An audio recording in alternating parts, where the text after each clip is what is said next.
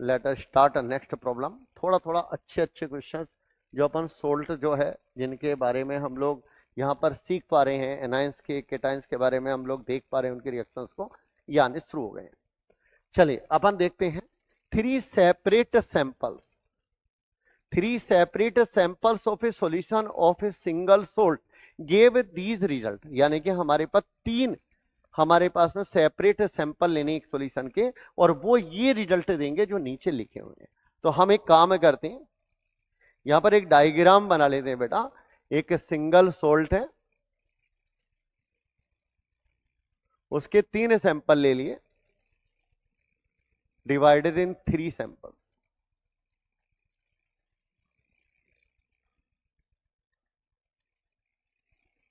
Divided in 3 sample.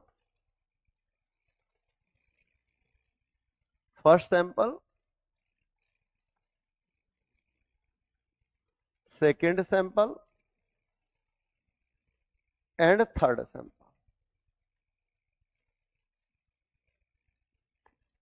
अब यहां पर फर्स्ट सैंपल में हम लोग एक बार पढ़ लेते हैं क्वेश्चन को। अब यहां पर क्वेश्चन में क्या कह रहा है, first sample formed A white PPT with axis ammonia solution.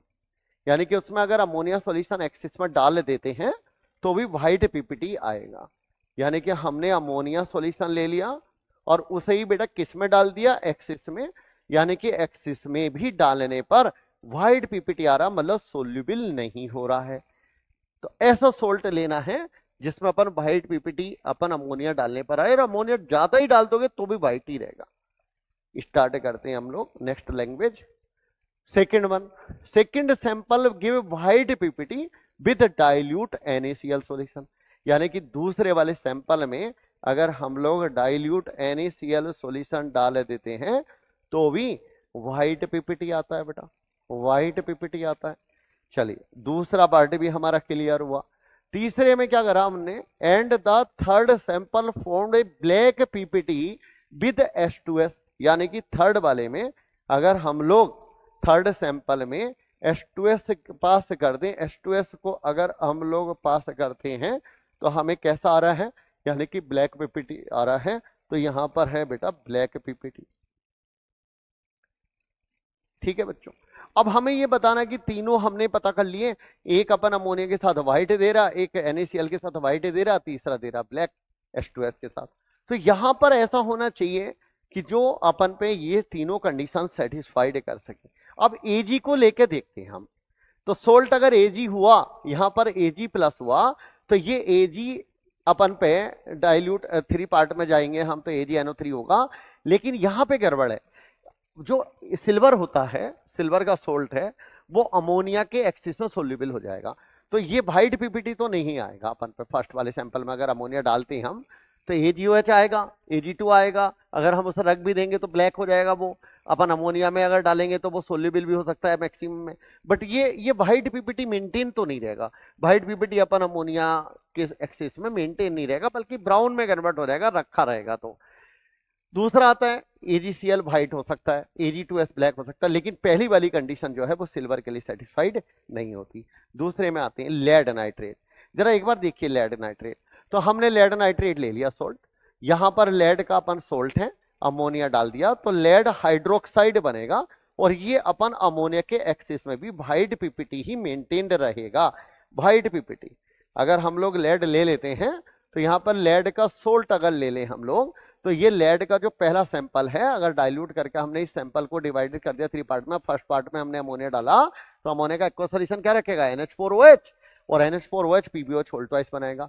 दूसरे में अगर लेड का ही अपन पे सैंपल है, यहां भी लेड था हमारा, यहां भी सोल्ट में लेड था, तो यहां पर अगर लेड है तो हमें क्या देने वाला है बच्चों, PbCl2 व्हाइट पीपीटी देने वाला है, व्हाइट पीपीटी देने वाला है, बिल्कुल क्लियर।